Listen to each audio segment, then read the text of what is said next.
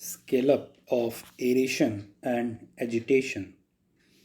As aeration and agitation dominates the study of scale up, as we have seen in the earlier lecture, more concentration has to be focused on the adjustments of the parameters of aeration and agitation.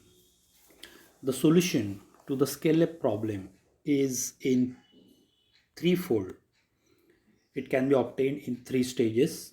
First one is the identification of principal environmental domain, that is the environmental parameter or the environmental area affected by aeration and agitation in the fermentation.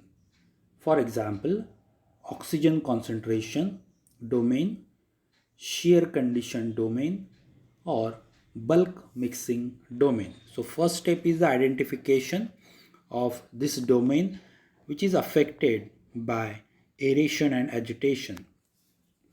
Second step, the identification of process variable or the variables which affects this identified environmental domain. And the third step, the calculation of the value of process variable to be used on large scale, which will result in replication of the same environmental conditions on both the scales. That means first step involves the identification of the domain. Second step involves the identification of the process variable which is related to that domain. And third step involves the modification or the changes according to the calculated value so as to obtain the same conditions as that of the earlier scale in order to get the same productivity. The effect of process variables on mass transfer or mixing characteristics. So, what are these process variables and what are the characteristics which are affected are shown briefly in this table.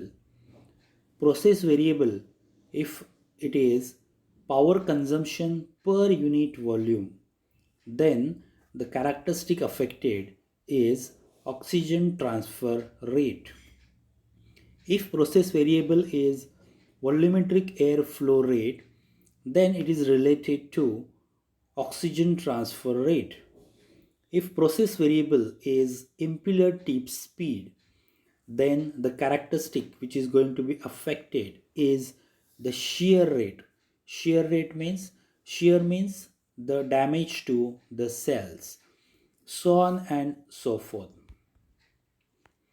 Now, for example, if according to these threefold solution, if dissolved oxygen concentration is identified as the most overriding, means most important or critical environmental condition, then that will be the domain. Then power consumption and power consumption per unit volume and volumetric airflow rate per unit volume should be maintained constant on next scale also. How we have come to this statement? Based on this oxygen transfer rate. So, what are the process variables related to oxygen transfer rate? Power consumption per unit volume and volumetric airflow rate. So, here, if dissolved oxygen is that overriding parameter, then power consumption per unit volume and volumetric airflow rate has to be modified accordingly. However, as a result, the parameters will not remain same in large scale, and therefore neither will the environmental factors which they influence. This means that if we keep dissolved oxygen concentration, if we keep on concentrating on dissolved oxygen concentration, and if we keep power consumption per unit volume and volumetric airflow rate conditions constant, then the other variables are going to be changed, or other variables will never behave as normal, and these values will be affected. The parameters may decrease or increase. Let us see an example of that. In this example, old shoes example, where there is 125 fold increase in the scale is represented in this table. You can see the first column is criterion used in scale up is power by volume, volumetric airflow rate, and impeller tip speed. Second column is the effect on the operating conditions on the large scale. These values are large scale values divided by small scale values. So if you concentrate on this second subcolumn, that is P by V. So here the value of P by V in the first row is 1. This means that the power consumption per unit volume, the value are same on small scale as well as on large scale. Therefore, the ratio is 1. In flow per minute per volume, the second row shows value of 1. This means that here the flow rate is constant, means the value of flow rate at small scale and at large scale are same. That is why the ratio is 1. And NDI means it is impeller tip speed. So at the last row it is showing 1. That means here the impeller tip speed at small scale and large scale are same. So here what we are going to understand is, if we keep a particular parameter constant, that means if the ratio is 1, then the other variables are changed. They behave abnormally. Say for example, if power consumption per unit volume, you see the first row here.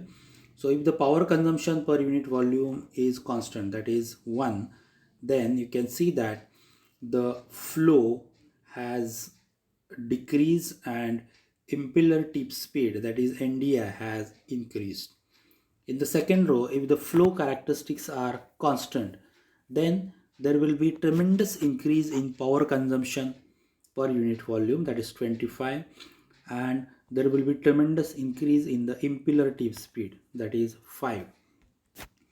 In the third row, if impeller tip speed is kept constant, then the flow rate will decrease and also it will affect the power consumption per unit volume. This table shows that we cannot keep only one condition constant. So at a time, the modifications has to be done in several other parameters also.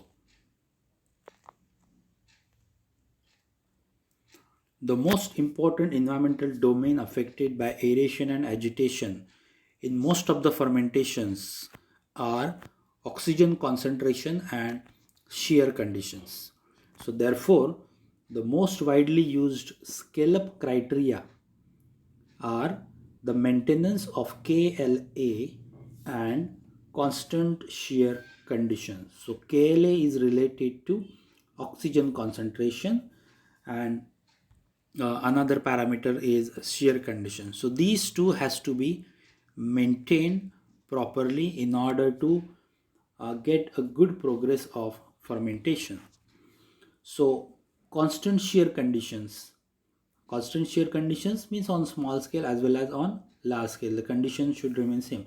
So constant shear conditions may be achieved by scaling up. Scaling up means it is the study of parameters. So scaling up on the basis of constant impeller tip speed, and constant KLA may be achieved by scaling up on the basis of constant power consumption per unit volume and constant volumetric airflow rate.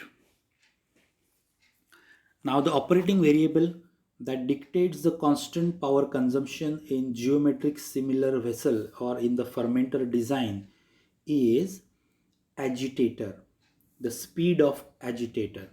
So speed of agitator, it is related to power consumption. So the agitator speed on large scale is then calculated from the correlations. So all these are the sorts of calculations. We are not going into the too much details, but this leads to the calculation using different equations. So what are these correlations? These are the correlations between KLA and power consumption, and these are the correlations between power consumption and operating variable. So using all these relations and calculations, finally what we calculate is the speed of agitation. That is the final goal. Now exactly what is this KLA? We need to remember this. Definition of KLA is volumetric mass transfer coefficient. It is the measure of aeration capacity of fermenter, and this KLA, very important, it is affected by aeration rate. KLA is affected by agitation speed.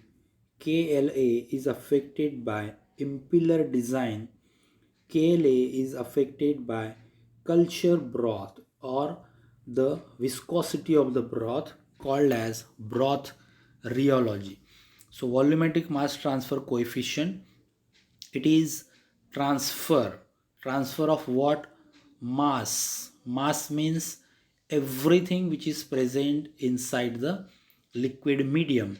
What is present in liquid medium? It is indicated by volumetric means it is in a given liquid volume. Transfer of mass means transfer of nutrients, transfer of oxygen inside the producer organism's cell. It is called as volumetric mass transfer coefficient. So obviously it is affected by these different parameters which are related to aeration and agitation. Aeration and agitation, it is a combined process, it is a combined function in order to maintain the continuous rate of aeration. It has to be uh, get assisted by agitation. The optimum KLA, means required KLA, is determined in small scale fermenters and it is employed on next scale.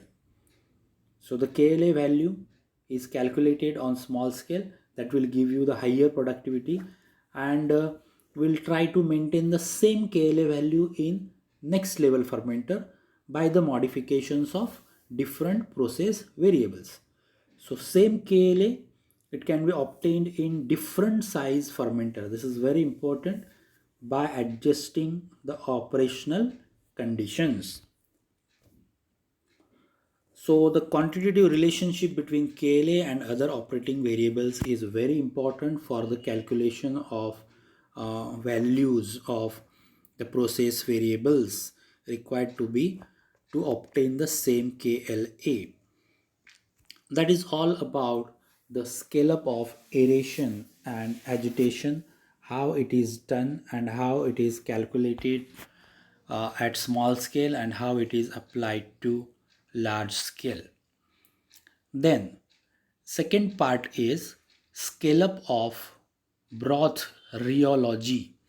That means flow characteristics of the culture broth has to be studied in detail, because flow characteristics changes from when we increase the scale. When we go from small scale to large scale, the volume increases and the broth characteristics, cultural broth characteristics, the viscosity of the broth, it also changes. Therefore the KLA has to be calculated considering the broth rheology. So rheology means the flow characteristics of culture broth. So fermentation broth, it is a mixture of several things, and it may become viscous, or the flow characteristics of this fermentation broth, it changes, it keeps on changing during the fermentation. Why it changes? It changes, the viscosity changes, the flow characteristics changes due to the composition of original medium. That means if the original medium contains certain jelly substances or certain solid matter, then the viscosity of the broth is increased or it is affected. Say for example, it contains starchy substances, then the viscosity increases. So initial composition of the medium is responsible for rheological properties of fermentation broth. Then once the microorganism starts growing in that, they will degrade. Say for example, starch, and the viscosity of the broth will again decrease. So modification of broth by growing microorganisms. On the other hand, certain microorganisms may produce certain viscous substances. That may be the point to be considered. Then the broth rheology is affected by biomass concentration. So biomass may be of different types, like biomass morphology and biomass concentration. So biomass morphology means whether the organisms are unicellular or mycelial organisms. So depending on that, the broth characteristics will fluctuate. Say for example, in case of unicellular fermentations, the broth may not be that viscous as compared to the mycelial fermentations, like in case of fungal fermentations and actinomycetes fermentations, where the broth viscosity is going to be increased due to heavy growth of mycelia or hyphae. So in those conditions, the proper mixing or aeration conditions are going to be more focused, because if the broth viscosity increases, the solubility or volumetric airflow rate is going to be decreased, and therefore KLA is going to be affected due to this mycelial growth. Then the rheological properties of the product. Microorganisms may produce extracellular metabolites or the products that may be responsible for increasing the viscosity of broth. So all these are the parameters which affects the broth rheology. Therefore, it is highly essential. So as we have learned that broth rheology, it affects oxygen transfer and mixing characteristics. So that is, it affects the relationship between KLA. So finally it affects means what? It affects oxygen transfer, it affects mixing characteristics means what? It is going to affect KLA, that is the aeration capacity of fermenter, and it is going to affect the speed of agitation. So as we can say that as the viscosity of broth increases, KLA decreases, the aeration capacity of fermenter decreases, oxygen transfer rate will be affected. So what is important here? The important thing here is that the relationship between KLA and power consumption has to be quantitated at particular viscosity of fermentation broth. This is very important. So relationship between KLA and power consumption is quantitated at particular viscosity units, and then the required agitator speed is calculated for the large scale. This is how, so KLA has to be determined considering the viscosity of broth, considering the factors which are responsible for modification of rheological properties of broth, the factors as we have seen in the last slide. So this is how the scale up of broth rheological characteristics. But scale up in scale up process, broth rheology plays also very important, and it plays a very important role during the fermentation process. Next parameter we have to study is scale up of sterilization. So we have learned in sterilization chapter that there is a factor called as Dale factor. So this Dale factor is very important, or it is a criteria for scale up. Now we'll understand what is the meaning of this, that Dale factor is used as a criteria for scale up. For this, you need to recall the formula of Dale factor, definition of Dale factor, and what are the meanings of NT, N0, what is the value of N0, etc., etc. So one example of calculating the holding time while designing the process of batch sterilization we have already learned. So you just go through that part, then we can come back to see how exactly that Dale factor is useful for the scale up of sterilization. Scale up of sterilization means designing a protocol of sterilization at small scale, designing a protocol of sterilization at higher scale, designing a sterilization protocol at large scale, because sterilization is a scale dependent factor. So the time temperature relationship, the holding time are going to be different.